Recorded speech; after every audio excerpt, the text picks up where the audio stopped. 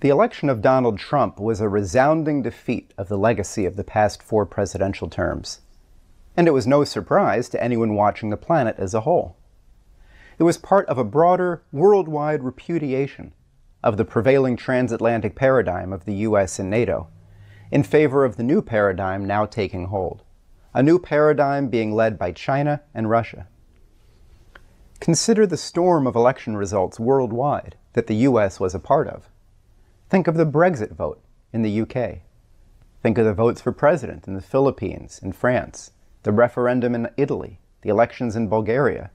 The only reason to be shocked by the Trump election would be by ignoring the perspective of Lyndon LaRouche, that Russia, and in another respect China, have become the dominant force on the planet. The truth of the matter is that, in spite of Obama's assertions that he has organized the greatest economic recovery in modern history, most people's personal experience tells them otherwise. We see increases in suicides and drug overdoses, stagnant or falling wages, exploding costs for healthcare. People also fail to see the advantage of picking a fight with nuclear-armed Russia in order to support and arm alleged moderate Syrian rebels to overthrow that nation's president. What Americans want is a true economic recovery, a real future, and an end to the state of perpetual war. Like all people, we would like to see a world in which our children and grandchildren are better educated and live longer and are happier than ourselves. We want to have a mission, a sense of contributing something thrillingly important and new for mankind as a whole. In that sense, we need a huge leap in productivity and a renewed sense of the best meaning of that term. There's a problem in the United States as such, and the world as such also. And the problem here is we've got to increase the productivity per capita of the human population. It's not enough to get increase employment. You've got to increase the productivity per capita of the citizen. Without that, you cannot win. This short video presentation is about how to accomplish exactly that, and how to think about it. We'll present Lyndon LaRouche's economic policy for the nation, what he calls 4 new laws to save the USA now, and we'll discuss how you can help make it happen.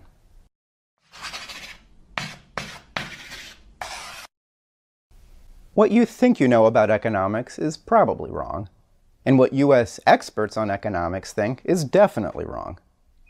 Economy is not about money, about making money. That we humans have an economy in the first place comes from the fact that our minds are capable of discovering principles of nature, by which we increase our power to achieve new things in the world. The first great invention of mankind, it wasn't money, it was fire. The use of fire is what separates our species absolutely from all the animals, and it is the basis of the Greek creation story of Prometheus, who, in giving fire to human beings, created the human species as being the intelligent, creative, changing species. Thinking in broad strokes, new types of fire have allowed us to fundamentally change our relationship to the physical world. In one way, this has been by changing the kinds of materials available and useful to us. Charcoal fires allow us to make metals from ores. In a second way, the power liberated from the chemical bonds of hydrocarbon fuels created the steam engines of the past and the internal combustion engines of the present.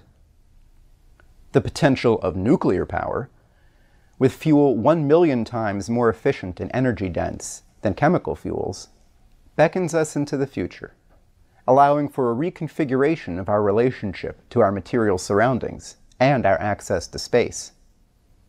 With a plasma torch, powered by nuclear fusion, we would achieve 100% recycling, and we could mine our landfills for resources. At a higher magnitude of power availability, manufacturing reaches a new level, and with plentiful energy, new solutions to water supply become possible. To learn more about these topics, see our videos on the plasma torch and on the fusion economy. Thinking on such a long-term scale the factors that truly transform human productivity come into sharper relief. What are we doing today to achieve the next levels of knowledge and physical power? Are we intensely working to achieve nuclear fusion? Or are we reverting to the Middle Ages and building windmills? What course are we setting for ourselves? Where are we going? Will we look back in a century and point to this period as setting the stage for the major breakthroughs that will have defined that coming future world? At present, there are two main systems in the world. One, the relatively dying, money-based, depressing transatlantic world of the Americas and Europe. And second, the thrilling potential of a new paradigm launching off from China's Belt and Road Initiative. The 21st century maritime Silk Road links the sea routes throughout Eurasia and Africa in a new integrated development. On land, the Silk Road Economic Belt presently features 6 economic corridors, bringing a new high-tech infrastructure platform across the Eurasian continent. Together, the full Belt and Road Initiative is bringing dozens and dozens of nations into the largest development program the world has ever seen, and it's being led by a nation, China, that has concrete plans to entirely eliminate poverty within its borders by 2020. And this is already rapidly expanding. Further agreements with the BRICS nations and other nations throughout the world are bringing this closer and closer to the World Land Bridge proposal made by Lyndon and Helga LaRouche, and which has been promoted for decades. This concept reaches beyond this planet, up to space and to the moon. Again, China leads the way, with the first ever landing on the far side of the moon planned for the near future, and permanent lunar manned bases coming after. This is the future of mankind that the US must join. And here's the policy to make that happen.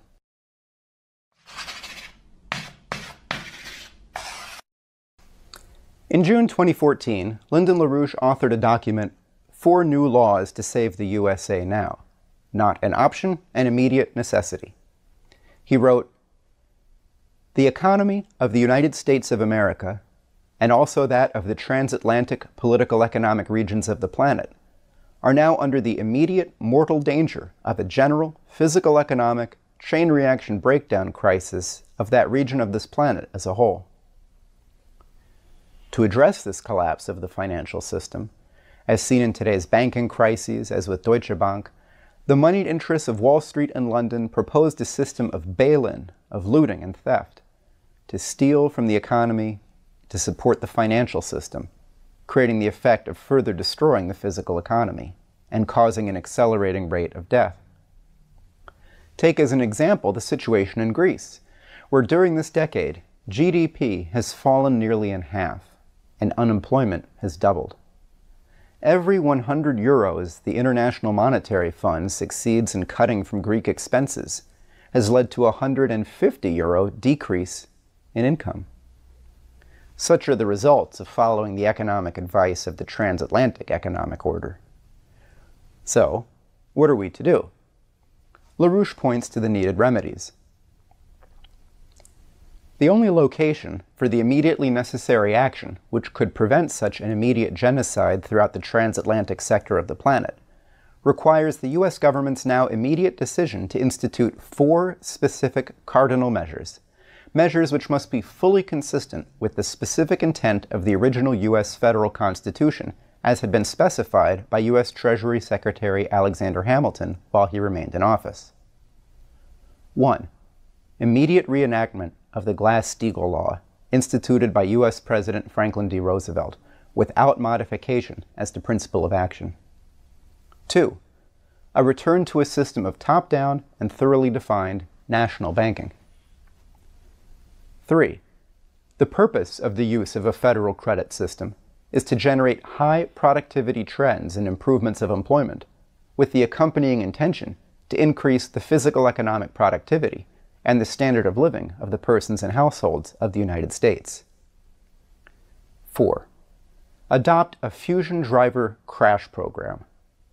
The essential distinction of man from all lower forms of life is that it presents the means for the perfection of the specifically affirmative aims and needs of the human individual and social life. We'll cover these 4 laws, these 4 aspects, and provide you with the means to make it happen.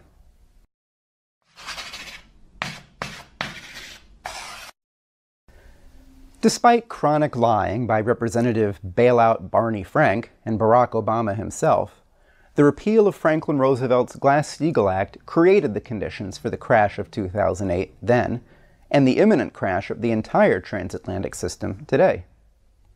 For the 66 years it was in force, from 1933 to 1999, especially up until the early 1990s weakening of it, Glass-Steagall kept our financial system stable and laid the basis for physical economic growth unseen by any other nation in the history of mankind.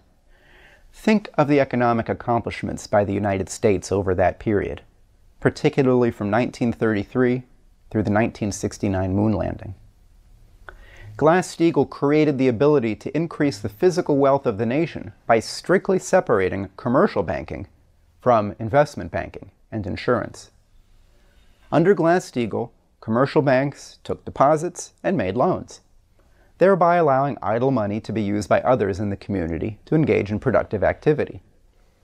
Under Glass-Steagall, your bank didn't gamble with your paycheck, invest it in securities, lose everything, and then turn to the government demanding a bailout, leaving the people high and dry.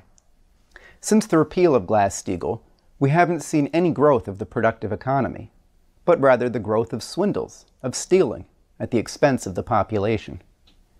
The industrial capacity of our nation, our moral outlook, our commitment to the future, have all dwindled to a glimmer of their former selves since Glass-Steagall's repeal.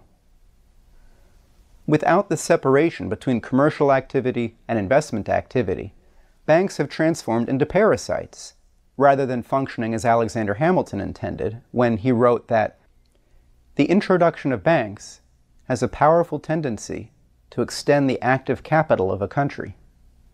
Experience of the utility of these institutions is multiplying them in the United States.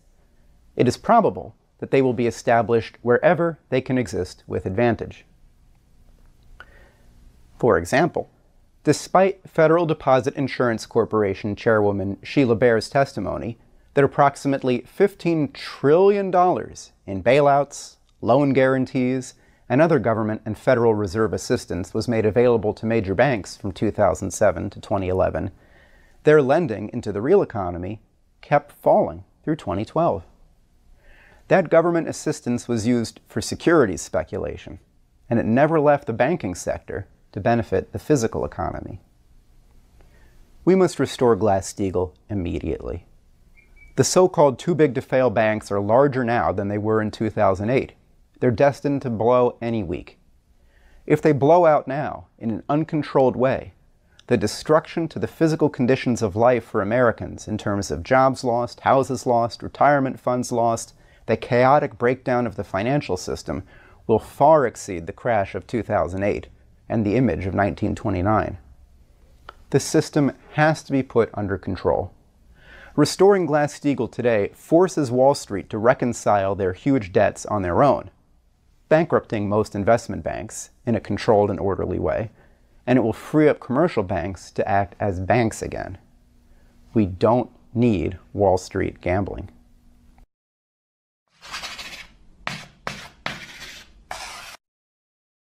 Alexander Hamilton stated in his report to the Congress on national banking, "A national bank is an institution of primary importance to the prosperous administration of the finances of the United States, and would be of the greatest utility in the operations connected with the support of the public credit." Secretary of the Treasury Hamilton reorganized the post-Revolutionary War debt of the United States, developing a means of funding it through a series of new taxes. He then set up the Bank of the United States, using the now stable debt as its primary asset. The bank was able to stabilize the money supply, reduce speculation, and make the needed loans to finance the buildup of the newly unified economy. After that first national bank was allowed to lapse in 1811, a successful fight was waged to charter the Second Bank of the United States, which functioned from 1816 to 1836, during the presidency of John Quincy Adams, who oversaw extensive investment in canals and transportation made possible by the national top-down approach. Presidents Abraham Lincoln and Franklin Roosevelt also both applied the principles of national banking. Lincoln, through the issuance of United States notes, or greenbacks as they were called, and through a series of banking acts, reasserted the authority of the federal treasury over all the numerous banks in the various states, requiring all banks to purchase United States Treasury stocks to hold as securities for their circulating notes. In this way, Lincoln set up a national banking system, even though he was unable to establish a national bank. Later, President Franklin Roosevelt utilized his own approximation of the national bank principle when he converted the Reconstruction Finance Corporation, created under the preceding Herbert Hoover presidency, as a means of intervening into financial markets. Roosevelt converted it into an institution for physical economic development. Roosevelt's Reconstruction Finance Corporation issued the equivalent of $500 billion in today's dollars of credit directed towards specific employment programs and infrastructure and other development projects. This credit was repaid both directly and indirectly. The increased tax revenue resulting from the tremendous productivity increase brought about by the RFC would itself have paid for many of its programs. National banking, this approach, allows investments whose returns are not made simply through user fees, but through improvement in the nation's overall productive powers. By making the goal the improvement of national productivity, rather than turning an immediate profit, the national banking approach allows investments that would otherwise not be made, and it is absolutely essential today. The need for infrastructure financing today is an order of magnitude beyond what the RFC financed in Roosevelt's time. In addition to our own national resources, the involvements of the extensive credit facilities of China, as well as its currency holdings, and those of Japan, for example, will be essential for the needed U.S. recovery.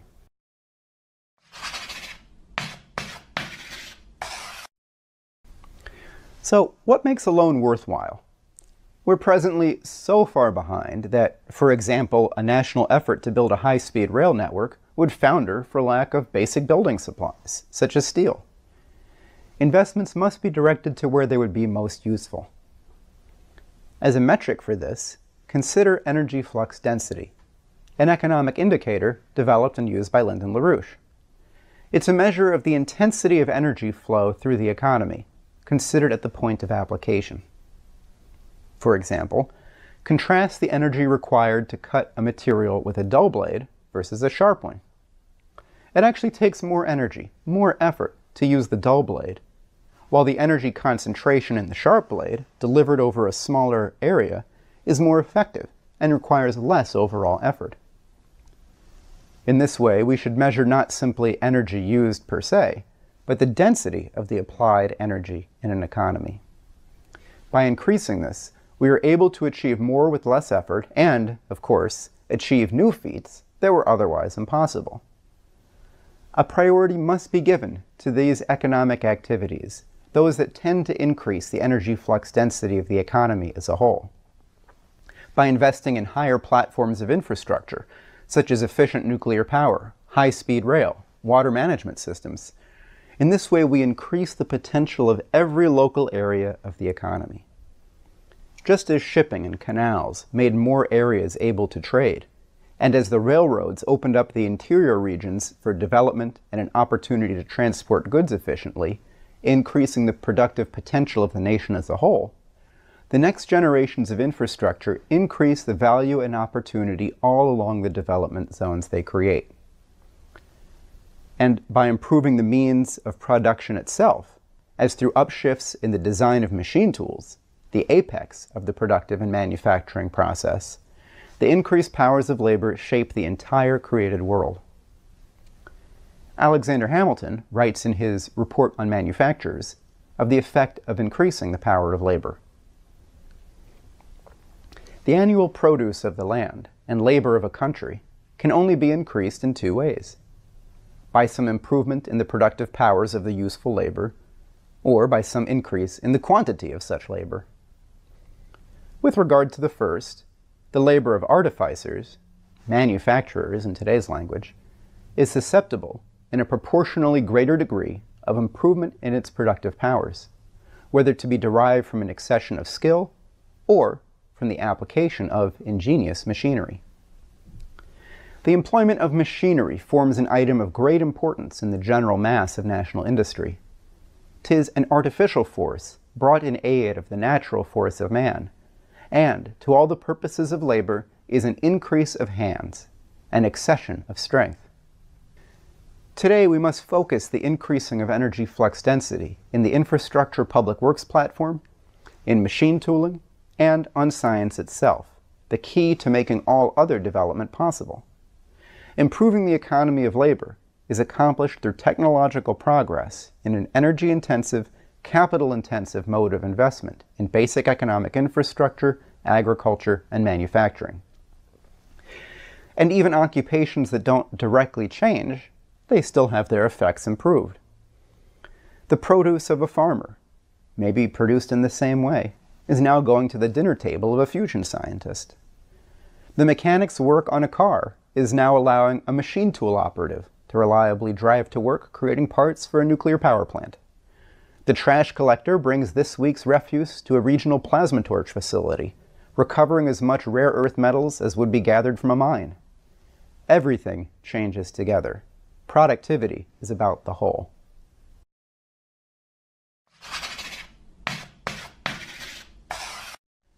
It's an outrageous crime that we don't yet have fusion power, and that existing nuclear fission power, both uranium and thorium, has seen relatively so little utilization. The next stage in our journey of higher forms of fire and control over the physical world lies in the tiny world of the atomic nucleus. If the nucleus were the size of a basketball, an atom itself would be a kilometer in radius. Yet the forces in the tiny area of the nucleus are of a power density 100,000 to 1,000,000 times greater than the chemical forces holding together atoms in molecules. A molecule is about 100,000 times larger than a nucleus, and yet the nucleus has 100,000 times more power. Put that together, and you're talking about 1,000 million or 1,000,000,000 times more power density in the nucleus. It's almost incomprehensible how large that number is. It's like comparing the mass of our solar system to the entire Milky Way galaxy. That's the power of the nucleus. It's an absolutely phenomenal aspect of nature. So don't research solar panels. Unlock this almost incomprehensibly greater potential.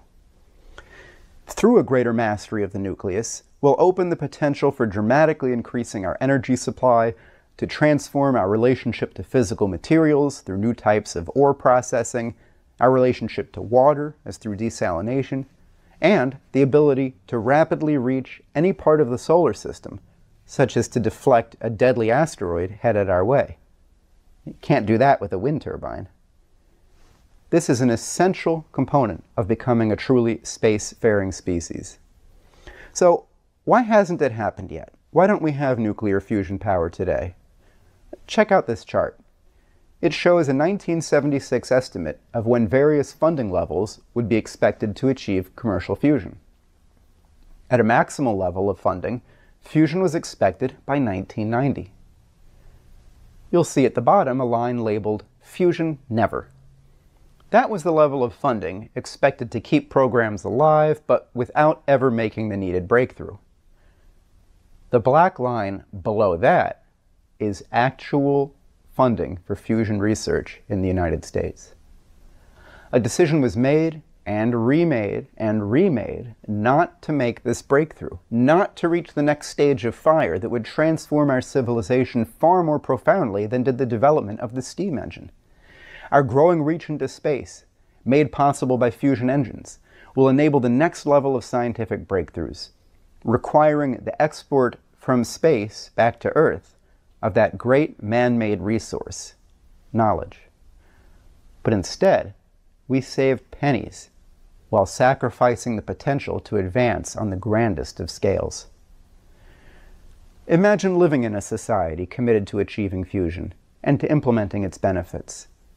How would being part of that society shape its citizens' self-conception? A human life has consequences and meaning that last far beyond physical death, at least in potential. Adopting a mission to achieve fusion is putting into practice a goal of Hamilton, who wrote that, "To cherish and stimulate the activity of the human mind by multiplying the objects of enterprise is not among the least considerable of the expedients by which the wealth of a nation may be promoted. Even things in themselves not positively advantageous sometimes become so by their tendency to provoke exertion.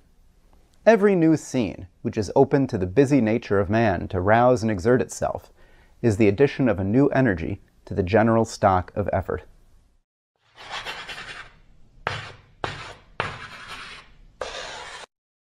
We need to make this happen. You only get to vote for president one day every 4 years. What about the other 1,460 days? For decades, Lyndon and Helga LaRouche and their collaborators have been relentlessly organizing for the new economic paradigm coming into being now. Decades of conferences, studies, reports, meetings, fundraising, videos, election campaigns, and collaboration are now coming to fruition. The outlook of the Belt and Road Initiative, put forward as official policy by Chinese President Xi Jinping in 2013, is something that the United States can adopt as well, rather than opposing. We can join this effort. We can rebuild our economy. We can have something fundamentally useful to offer the world. Work with us. Join our Manhattan Project of political, intellectual, and musical activity in our nation's center of New York. Work with the leadership of LaRouche and his decades-long record as the conscience of America, from setting up meetings in Congress to attending and organizing events in your area, from letters to the editor, studying economics. Help to force Congress to immediately vote up the reinstatement of Glass-Steagall as the first of LaRouche's 4 economic laws. Educate yourself on fusion and on forms of fire. Join or start up a reading group to master the ideas of Alexander Hamilton, our nation's first Treasury Secretary. Study the World Land Bridge proposal and create events in your area. Discuss how the U.S. can join this outlook. Inspire others with what's already happening and with what could happen. You can learn economics. You can be a political leader. Do it. Be that leadership the U.S. needs. It's up to us. Let's work together.